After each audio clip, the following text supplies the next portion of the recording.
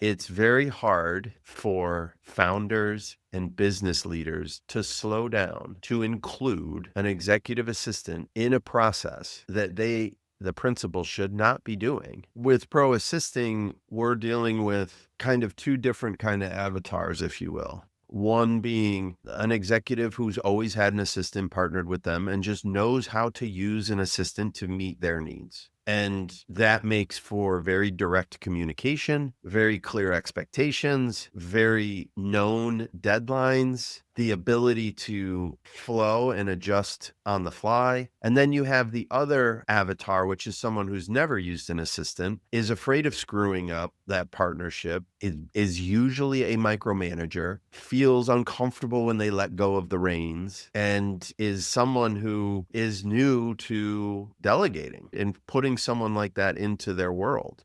Conceptually, they understand that delegation is the name of the game. What they run into is the quote unquote, I can do it faster myself mentality. It's very hard for founders and business leaders to slow down to include an executive assistant in a process that the principal should not be doing, but are currently doing. And they don't want to slow down to properly train, set expectations and deadlines. So then they never have to do it again. And it's just hard, especially if you're a solopreneur. What happens is that when business spikes and they've got a ton of prospects, there's a catalyst or something that happens where their business levels up and then they're forced to because they're just not humanly capable of working 29 hours in a day. And that's where they're forced to make that change or their business suffers.